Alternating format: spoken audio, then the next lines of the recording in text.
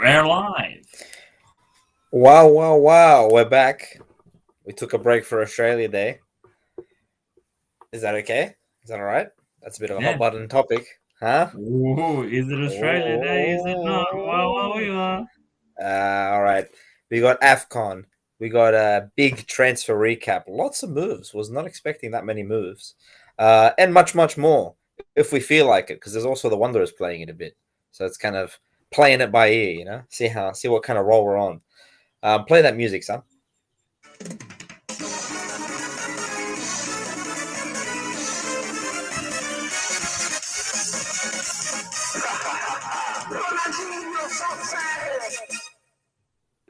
Feel like I was doing a school photo.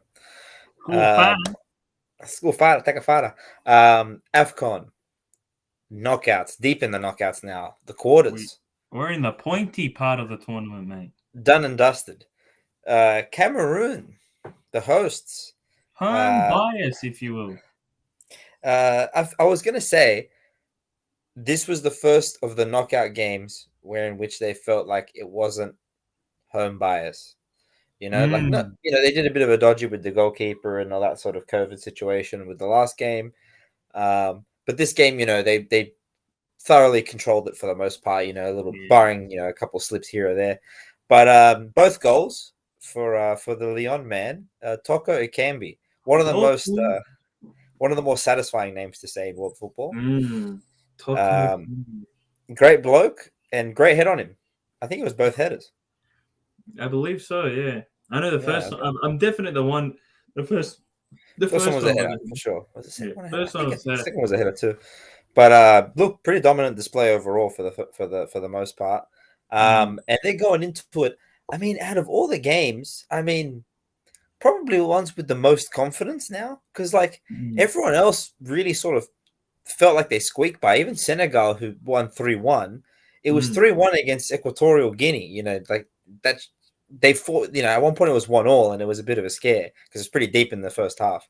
But anyway, so look, Cameroon, first team to go through to the quarter or to the semis, I should say, and playing like the hosts, taking it to them for the most part, not really playing very conservative football. So I don't know, man. Now I'm kind of, now that we've gotten all this deep into the tournament, I'm like, damn, they've made it a lot further than I thought. I thought someone 100%. someone like a Nigeria or Algeria or any of those would probably take Morocco. Yeah, would take their spot, but they've made it all the way here.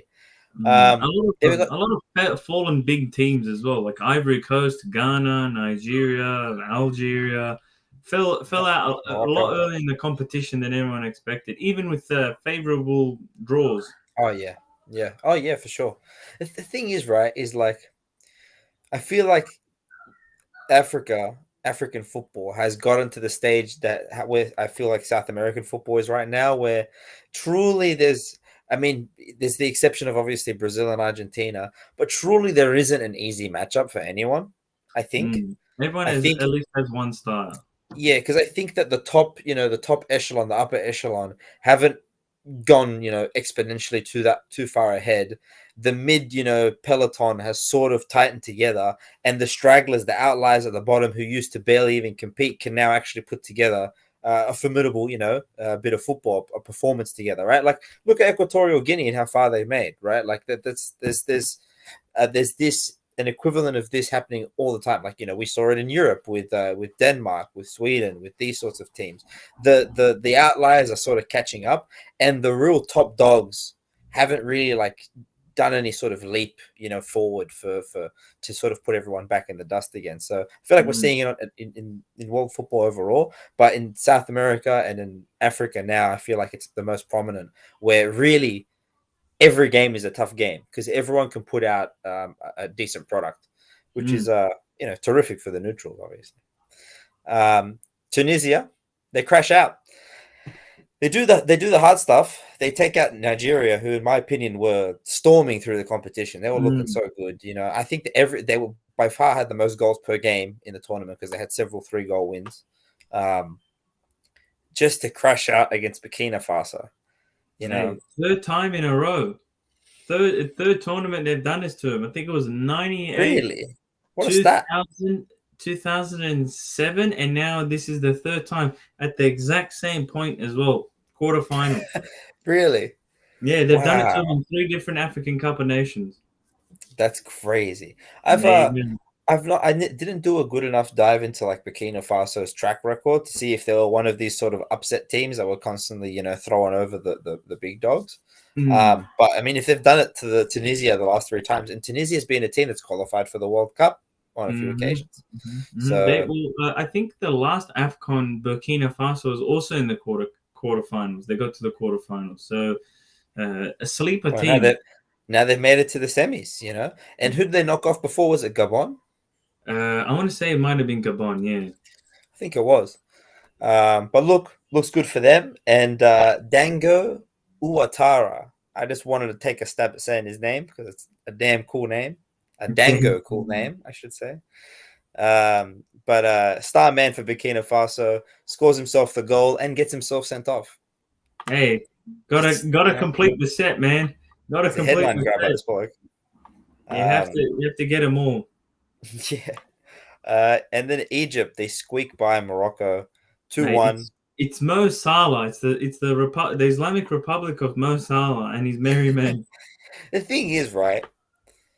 I feel like when they do it with Messi in Argentina or Ronaldo with Portugal, it's kind of like, come on, guys, surely we can put a better strategy together than this. But when Egypt does it, I'm like, fair play to them. How often does Egypt get to have the best player in the world? Exactly. Like, why not lean on him? Fuck it. Let's see how far it can take us. Once in a generation, just let them have it. Let them have it, and it's not like they're gonna produce anyone anytime soon. It's not like there's a conveyor belt of players coming off. And behind Mo Salah, you've got Hagazi, whose highlight was being a centre back for West Brom. And you got Mohamed Trezeguet, who can't even feature, or barely can feature consistently for Aston Villa. So I mean, why not just park the bus, let everyone play the little role? If it means going and winning every game by penalty. With a Mo Salah goal to get you the draw, why not? But look, it was continentally. They actually have 8. I think they have the most titles. No, they do great. They do great. Yeah, no, they do great. Interesting, considering I think they I don't think they put out. They've obviously never put out someone that's Ballon d'Or quality, but they do always have a relatively balanced squad where you don't have sort of a makeshift right back, a makeshift left back, a makeshift center back. You don't have a defensive mid. They've always got a complete squad of players that a decent squad rotation, so to speak. You know what I mean? Which in these sorts of continental battles, like in Africa and also in South America a few years back, just having that was half the battle, because most teams just couldn't field a quality 11 in comparison to the giants of their continent. So in that regard, Egypt's always been quite strong. They've always had decent talent with a few pockets of players playing in Europe, for example, and raising the standard for all those around them. So look, overall though, great game. Is blistering, back and forth.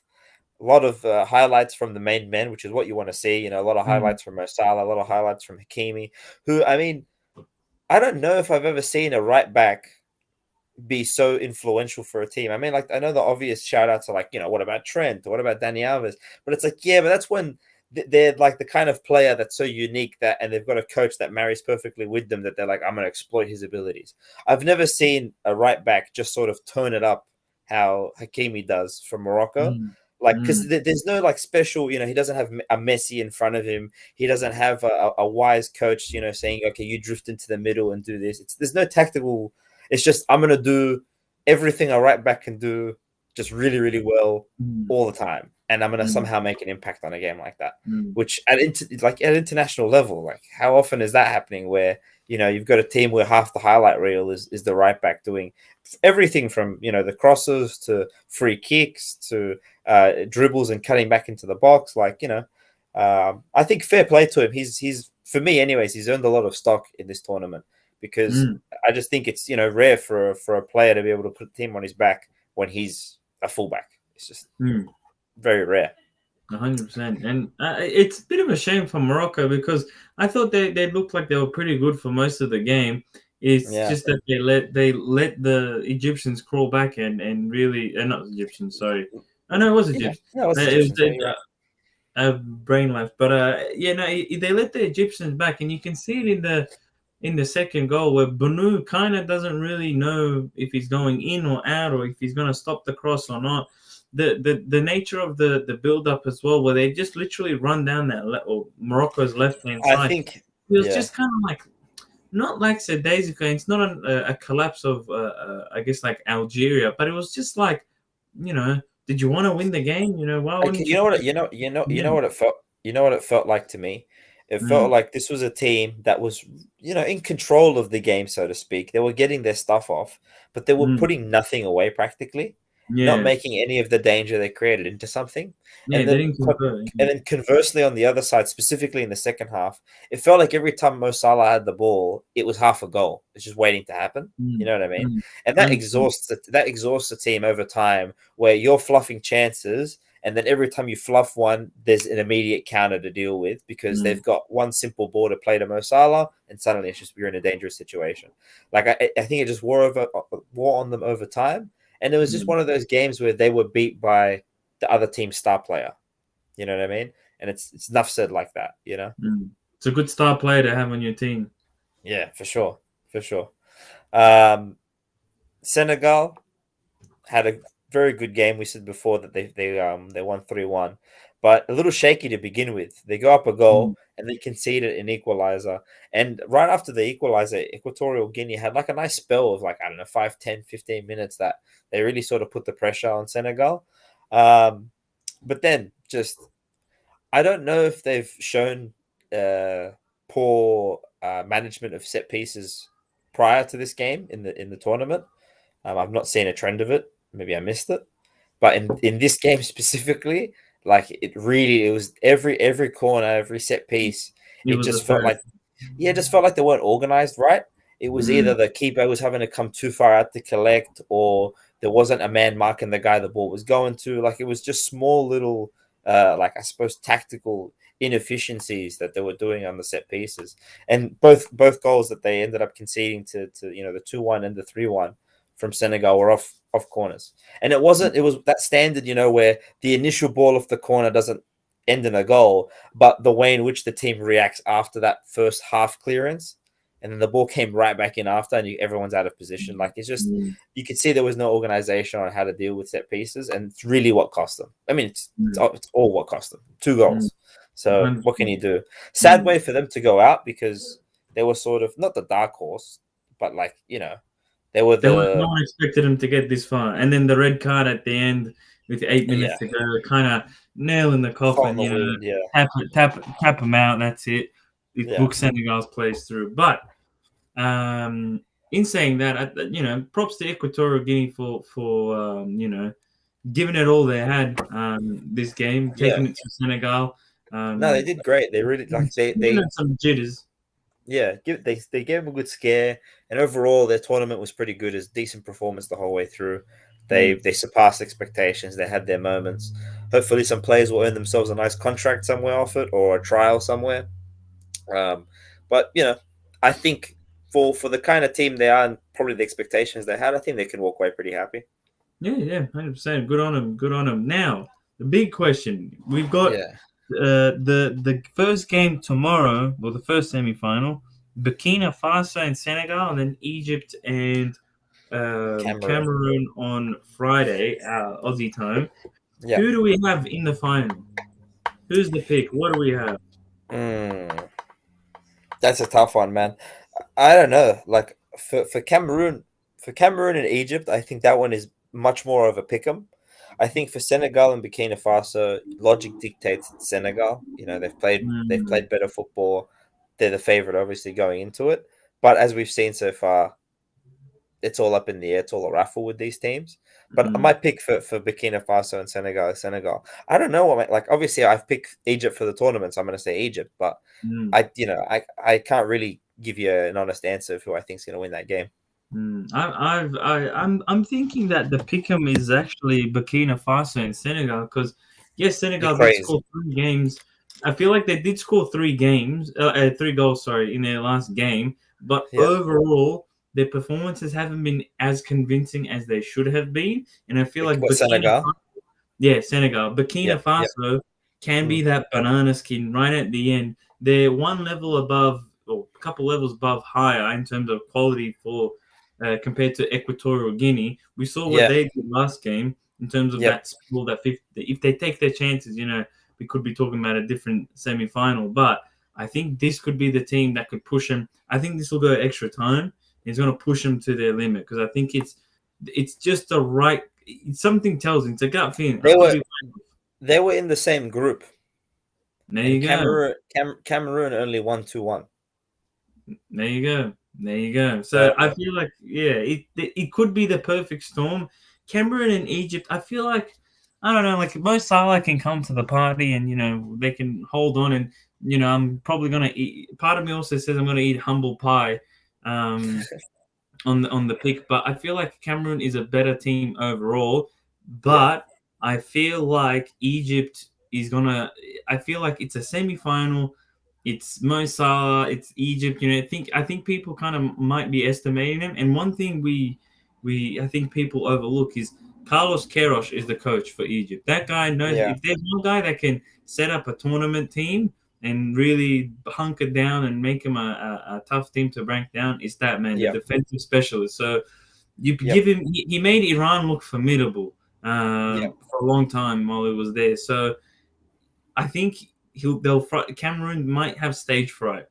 Just to give you in this whole tournament, they've only conceded 2 goals. Egypt, yeah. And I bet those games they scored a goal, it went to extra time. Yeah, and penalties. There you go.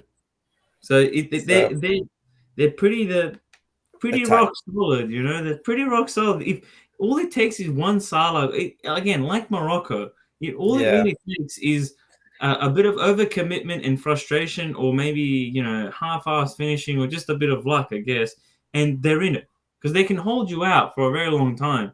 It's just a matter of can they catch you out on the other end, and a war of attrition probably. And I'm thinking more Senegal, Cameroon's at home. It's a semi-final that I think it's been a little while since they've won AFCON as well. Maybe a few tournaments have gone by, two or so. But I feel like it might be a battle of Egypt and Senegal in the final. I still think, all being said, I'm hoping for that because that's the coolest final we can get. Whoever loses the final has to quit the pod because it's both our teams that the only one that we had 2 picks each. One of them survived battle till the end. Yeah, and just conversely, Cameroon has conceded a goal practically every game. All it takes is one. It's just one bit of Mo Salah magic. Yep. Nah, I can see that. That's on the cards. That's for sure on the cards. All right. So your pick is Egypt. I'm going Egypt, Senegal in the final. Yeah, I'm doing the same.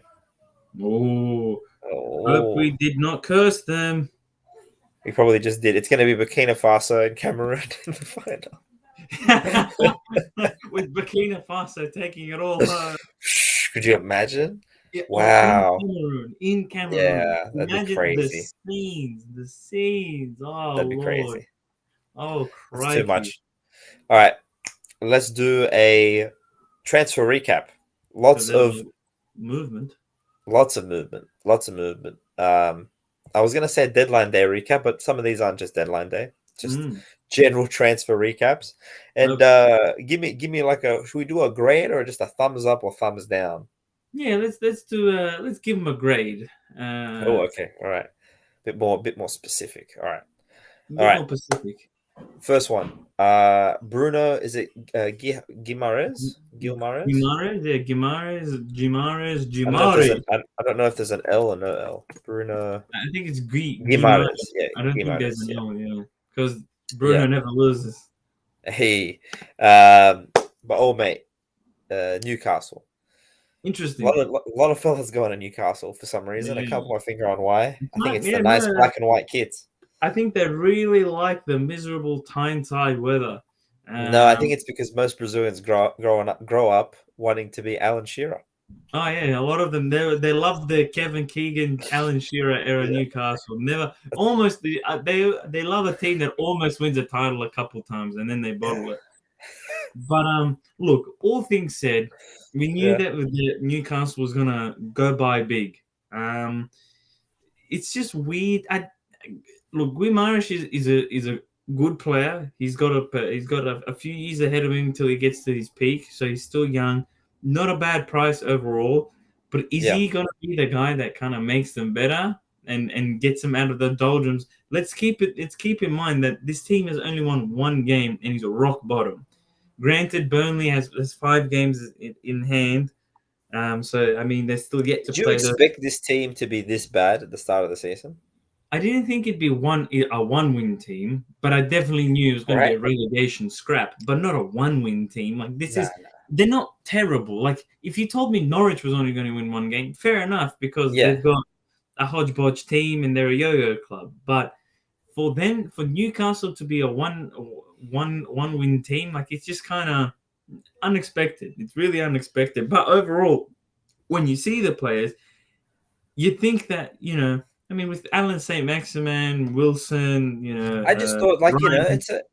it's a mid-table squad. Like, that's when you look at Oh, it. yeah, lower Mid-table. mid-table, like 15 Yeah, to you know. 16, anywhere Yeah. lower than Sorry, that. sorry, lower mid-table. Yeah, I should say that. Lower Yeah, mid-table, I didn't think it was relegation fodder. I thought, oh, if they go through a bad run, they could tease it. yeah, But 100%. they're not relegation fodder. They're relegated. Like, They've I got the don't see same how they're amount of not going to get Premier League relegated. wins as Cambridge United, who's in League One, two leagues below them. So yeah, man, they're so. But also, They've like, got, what's that? How look many at points is it between them and safety? Well, look, they're actually only 1 or 2 points away from yeah, safety, they're but they've still got, a couple and then more. they haven't got games in hand either. I Yeah, don't know. It's that's the just problem. not looking good. Yeah, and they haven't looked remarkably better with Eddie Howe. I think that's a No. problem too, because you think, oh, everyone goes, oh, the cabbage man, Steve Bruce doesn't know what he's doing, blah, blah, blah. But Eddie Howe comes in, the team does, all right, look, I get it's a complete shift in the footballing practice on the field. Yeah, It's more attacking, it's more fluid. Call it what you want. But if they yeah, go from 5 at the back to a 4-3-3 or a 4-4-2 and they still don't look remarkably better, something's not quite right. yeah, yeah. No, I get you. Or at least a little more fluid. Or I Yeah. was also expecting, like, Alan Saint Maximan to start hitting a different gear because it's a bit Mm, more of a fluid coach, a bit more open play. But you're not mm, really seeing that. But yeah. you know, the type of moves they're making, they're not obviously the sort that are guaranteeing an improvement from day one, but they're Mm, the sort of moves that, if each of them pan out to be like, B plus, C plus moves, it should be enough to hopefully save their season. well, But at the same time, it's one of those where you can't count on everyone to sort of be okay for you. There has to be something like, what's the point of all that money if you can't go out and get a genuine, a game changing player? yeah, it's just weird because when you look at all the other signings, Chris Wood, Dan Burn, Yeah, Kieran Trippier, Bruno Guimaraes, you add yeah. to what's already there, say Maximan, Wilson, Lascelles, all those guys. It's like who's gonna? I can't see any of those players like Dan Burn. Like, how does he remarkably improve the defense? He didn't even No, no. really start that. He was I guess a fringe first team player when there was injuries at Brighton. So it's like, what do you like? I mean, it's better than anyone's better than Kieran Clark, but like, Yeah. what's I'm the just end surprised. I'm goal? just surprised that Everton had more of a impactful transfer window than Newcastle did. I thought Newcastle was gonna, they got the big cash now. Everyone wants to come Mm, there. I'm surprised. Like, Bruno Guimaraes is the what's it called, the headline. marquee signing. Yeah, I think the you know. problem is the problem is that they're rooted to the bottom. It's Yeah, hard to sell someone. You can pay him as yeah, much as you want, unless your name is Kieran Trippier, but you can't move from near the top to last place, one win. It's Kieran Trippier must have been homesick and the paycheck was good enough. But uh, let's rank those then. Let's give them grades. So, yeah, Bruno Guimaraes, what do you give that for I give it Newcastle? a solid B. It's Oh, he's okay, that's a lot young, better than I thought. good price. he fills a hole in the midfield that they've sorely been lacking. So, and like someone to help Joel Linton. So B plus. I can't find the problem with it. I think down the track if it doesn't pan out, then you can grade it lower. But that's hindsight. Hearsay. Yeah. All right. Well, I agree with a B for Bruno. What about for Kieran Trippier? It's not really a transfer, is it? It's more of a signing, but whatever. It's what do you reckon? C. That's C. Yeah, it feels like he improves the position. Like it's better than Manquillo, but I mean, how much you're not getting the best Trippier. The best Trippier was last year, the year before, maybe. You're not getting prime. I also feel like he's not like the veteran signing you want to make. Like, although he's like getting, what is he? Is he just under 30 or just over 30? I think he's just 30. Yeah, so like he's not the sort of vet where he's really gonna make. I don't know. It just doesn't seem like a locker room impact vet. You know, it doesn't seem like a relatively quiet, reserved kind of guy. But also, so I feel like they could have gone out for someone that was a bit more, worthwhile of that veteran role in a team that's suddenly going to have a handful of young players looking to come through. But also, like, think of it this way: what's his motive? Like, how really motivated is he? What's his agenda? Yeah, what's his agenda? Like, you're gonna bring in Kieran Trippier, okay, great, but like, what? Like, why is he? What's his reason for being there? Yeah, I feel like, or just to come back home. I feel like there's so many worthwhile fullbacks to take a gamble on for roughly the same price. That would have been worth it. I don't know. You know what I mean? If you signed another guy of Dan Burns caliber, like it's not that. I guess not terrible. I don't know. It just.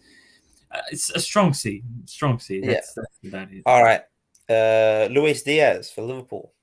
Oof, that's a huge coup. It's hard to rate because he's probably just, I don't know, like he doesn't start over Mane. He doesn't start over Salah. But if Salah leaves in a year's time, then we look at this sign. It's like, the shoe fits. He's going to pop in, no problem. Yeah, can he replace Firmino? No, he's not very central, so that goes out the window. But if hypothetically, I think if he kind of fits the mold of Jota, where he kind of comes in those as an injury replacement or a sub off the bench, someone that can give him a goal or spice up the attack or give him a different dynamic. I mean, not a bad signing. The guy's been balling. He's really stood out, especially in the Champions League. And given, commitments across the schedule for Liverpool with the league, Champions League, and a lot of international players that they have, he's bound to get some minutes. So if he can continue the way he's been playing in, I guess, more limited minutes, it's a great signing. Salah leaves, this guy can potentially fill those shoes, and you don't have to fork out a king's ransom. I mean, can't complain, really. Yeah, no, I think in that regard, if it's like a stopgap, not a stopgap, but like a safeguard against, what happens if Salah leaves, what happens if Mane suddenly goes off a cliff next year and his form dips significantly, something like that. I think that's pretty good. So I think it's a nice B plus, that one. Exactly. It's a nice B plus. Yeah. I feel like if there was more need for it, like let's say it was next year and Salah was on the way out, he had 1 foot in like, I don't know, PSG or something like that. And it's like 100% a short-term move to replace Salah with him, then I think you'd be like, oh, it's A, because it's, who else are you going to go out and get that's roughly that good? Just because they don't really, really, really need it right now. But at the same time, great player. He's done great stuff on the international level already. He seems like a very Klopp type player where he can run for days. So like, I think it's a good move overall. So yeah, B plus. Let's group these ones together, the Everton moves, because there's a few of them. A lot of shucking and jiving over there. I'll run through all of them and then we'll grade them. So there was Lucas Digne, there was Dele Alli, there was Donny van de Beek, and there's obviously Frank Lampard moving in as coach. We never really talked about who we thought was going to land as Everton manager, but I didn't think it was going to be Frank Lampard. I wouldn't have picked Frank Lampard, but I couldn't have told you who else would have gone. Yeah, I thought it was too, Chelsea. I don't know. But I don't know. What can you do? The Frank appointment for me, I think it's a ballsy move by Frank to go to Everton because it's a club in turmoil with passionate fans. So if something goes, if we continue down the same path, you're gonna get your head chopped off. So it's I thought if I was Frank, I would have gone and I would have had some fun years in like in an experimental league like France or Germany, Mhm. where you can go a little crazy with your tactics and develop an identity and then come back to the Prem. Because now if it doesn't go well for him in Everton, he's gonna become like the manager that got fired from his two first Prem gigs. Mm. I mean, all managers get fired from their gig, but fired in the sense that he's underperforming, and that's why he's getting fired. Mm. So, like, Mm. I don't think it's a good thing to Mm. attach your name to. And to be honest, this Everton team is just like, how much better are you going to make them? I don't, probably not enough to How earn much? yourself a good rep. How much does Dele Alli and Donny Van de Beek make these teams? Like these blokes have been sitting on the bench for a majority of the season. Like, yeah, okay, name value, free my boy Yeah, Donny Van de Beek. yeah, The memes aside, it's yeah. good to But see they're him both, isn't come. it?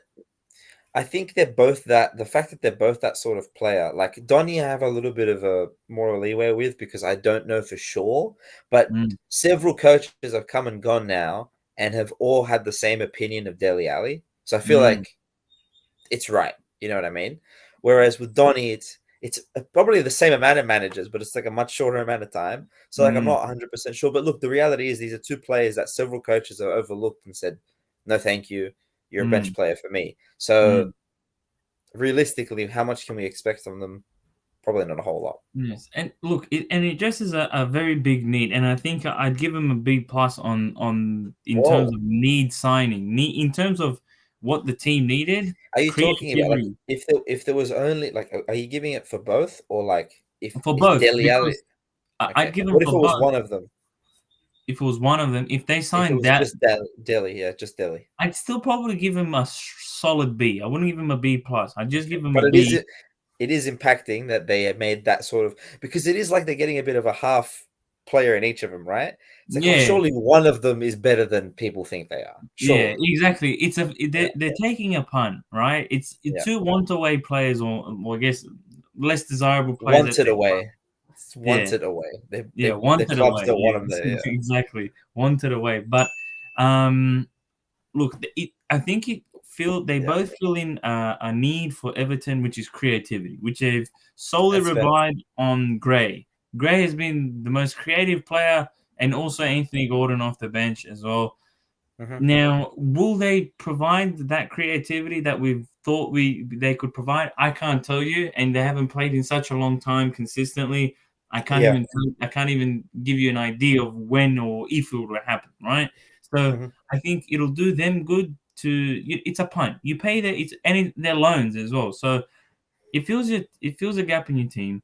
Their names, so the fans will be happy. Yep. And then, if they suck, you can just let him go and go back to their parent club at the end or cut their loan Yep. short. Yep. Best case scenario, you survive. Frank Lampard does a good job. You get to sign one of those lads. So it's Mm. it's so hard. It's so hard to kind of you know it, it could go bad, very bad, but also it's high ceiling, really low floor. It could be really, really bad, and they don't do Yeah. anything. Yeah, but Or I guess but inversely to that, like it's they could go bad and not do anything for them and be useless, but they've not paid a lump sum for them, yeah, It's yeah. it's okay. It's just it's a punt, Mm, But so I think because of the low, I suppose, attachment to the mm, moves, and mm, the flexibility with them, I think because of that, I give them both sort of B pluses because mm, it's one of those things where I will take a stab at it. If it's useful, it's useful. It's not useful. Oh well, what can we do? We'll let him take a walk. Who mm, cares? Like you said, cut the loan short, move on. yeah. So you grade them what B plus as well? Together Was that B the same? plus, yeah. Because I Yeah, think in terms of what the team needs, great creativity. But if they can provide that, permitting that, the idea is yeah. good, but how the execution will occur or if it will happen, God knows. What about Lucas Digne? Look, the guy didn't want to be there. He fell out. I just don't think that it was smart. The guy fell out with the coach, and then you sack the coach a day after you sold him. Mm, You could say he was the best player at the club, but he hadn't played well in a very long time. He probably wanted to move anyway to a more competitive club. Look, smart bit of business. The guy's 29. He's had injuries. he's not probably his play style is conducive to him staying fit and being able to hold his pace. So smart move. 26 million you didn't have for a one-away player. I mean, yeah, fair enough. move. And it helps fill a gap for Villa, which was, I guess, a one weakness where it was left back. Matt Taggart was hot and cold, and he's a young player, and he goes to show Yeah, how much they trusted him when they loaned him out straight to Newcastle on the last day as well. So now you get a good left back, and Everton get some funds to, I guess, bring in loan flip it to players. something else. Yeah, Yeah. maybe give Frank, one of the players he's looking for. Yeah, exactly. Yeah, let's say, what about Spurs? Spurs have made some good moves. Bentancur and Kulusevski. It took him Is a it long Kulusevski? time. Yeah, Yeah, Kulusevski. Kulusevski. Yeah, Kulusevski. It took him a long time. It took him a whole month to get this They had to across. go down. Yeah, they had to go down their list of preferences. That's for sure. Exactly. They wanted Adama. Adama doesn't want to play right wing back, so he goes back home to Barcelona on loan. And now if Adama was the number one target, you whiff, but you still get Kulusevski and Bentancur. No, I don't think it's too bad. I think Kulusevski on loan, or I don't know if that's a permanent move. But look, I mean, they're not bad players to take on board. I mean, Kulusevski is still young. He can still make things happen. He can develop into maybe a wing player or striker or creative influence in the middle. Bentancur, I guess it's another body to help Højbjerg and Skip and give him a rotational option. Maybe someone that's a little bit less defensive, still good defensive numbers in terms of interceptions and stuff like that, but a bit more of a passer and a bit more, I guess, progressive in his movement. But it's still, I don't know, like none of them, do they dramatically make the... My thing is this, right?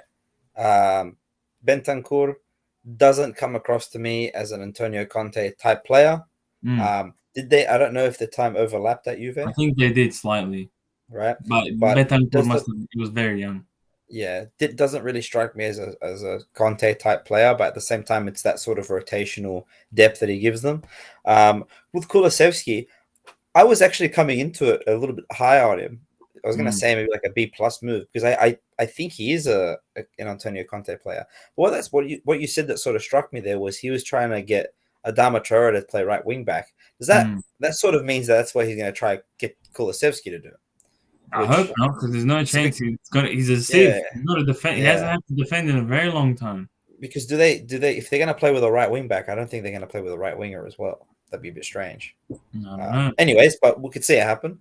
But yeah, they're both just striking me as like the moves they had to make because the original plan A, plan B didn't work out, and these players may not be as aligned with Conte as we'd expect or he expects probably.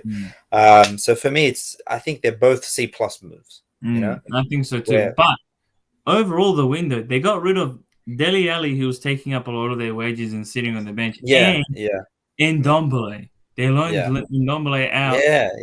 Back to Lyon. So for sure, in terms of movement out, A+. In terms of bringing it in, C+. All right, let's jump out. Actually, no, let's quickly wrap up Premier League. Julian Alvarez, what do you grade it? Huge signing, an investment for the future. One of the best prospects in South America to come out in a very long time. Look, if it was a low fee, high potential. If he works out, great. If not, cast him away to one of the other clubs. I'd say it's an A. I think it's an A because it addresses a concern for City, which is a proper striker. Yeah. But also, it's an investment in the future. If high ceiling, low cost. It's really like they could have gone. Like, imagine they spent whatever the figure was, 150 It's just million. sensible. It's a sensible move. 100%. It's exactly that. It's sensible. I would give it that as well. I would say it's A. And then just one more I wanted to cover really quickly in the Premier League before we cover the most important move that happened today. Weghorst going to Burnley. Wout to Weghorst. They get rid of one tall bean that likes to head, and they get an even taller fella. Yeah, this That's one, and this one's relatively good got at a funny headers. name, but Yeah, that's true. He's got Wout. more of a cultish sort of aura about him. But what do you Mm. reckon? It's probably the only move that's sort of I suppose plain on this list. I You think know? it's I think it's okay. I mean, the guy's got a Yeah. decent record for a Champions League, or I guess Champions League Europa team, top 5, top 6 in Germany, with Yeah. Wolfsburg. Yeah. He's not the fastest player, but he's a good target man. He has a good shot. He knows where the goal is, so that's a good thing. Mm. Overall, I'd give it a solid B. Like, it replaces a need. He's a Yeah. good striker for the way the team plays in terms of the system. Yeah. So, Yep. Yep. and they didn't really overpay. So, I mean, it's overall pretty good. B. If he scores a couple and helps Yeah. them paper over the cracks The that Chris cracks. Wood left, why not? It's pretty I good. agree. B plus for Veghorst from me. Nice. And now the only one we'll talk about that is outside of the Premier League. Aubameyang to Barcelona. F. What are your thoughts? F. F.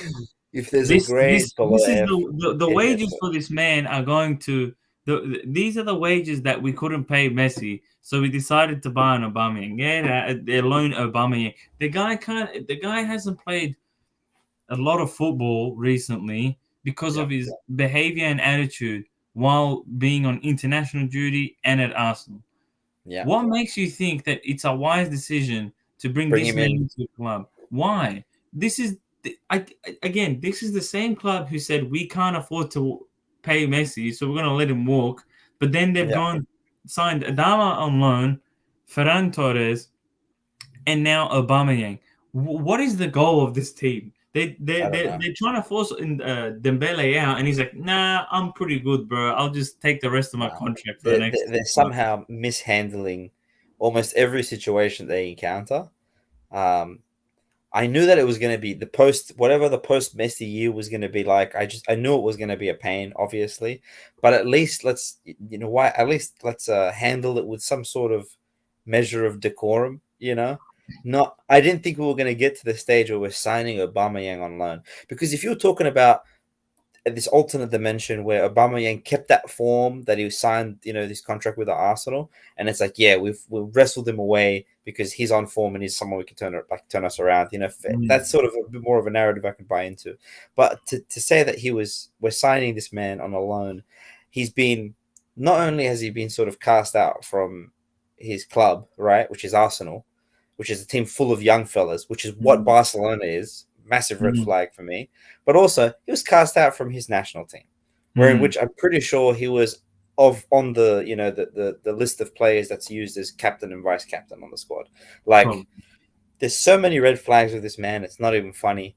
And now he plays for Barcelona, a club in which apparently it's so tempting to play for that players will cut their wages. Adama Traore took a significant pay cut to play in Barca instead of at Spurs. It's So weird. I don't know, but what can you do? I really doubt Xavi went to Laporta and said, "Look, I need Aubameyang. That's the man that's going to make me. That's going Today, to I bring need him this team today. up. He needs to be here now. I need to Yeah, see that bring him man now." today. He I don't hasn't know. played a professional game of football in maybe 4 months, but I think he deserves a spot. 100%. Anyway, so let's wrap it up. Let's get to watching this game. Thanks for watching. Thanks for listening. Follow us on the socials at @LastGoalWinsPod _ on Instagram, at @LastGoalWinsPodcast on Facebook, at @LastGoalWinsPod on Twitter. Don't forget to bless and all glory to Bozza. First game post Carl. Yay! Yeah. Oh yeah. Forgot. What was the guy? What's the new guy? It's Mark Rudin. Rudin, but goddamn, it feels Get good in to be there. free. Alrighty. Take care, fam. Peace. See you, everyone.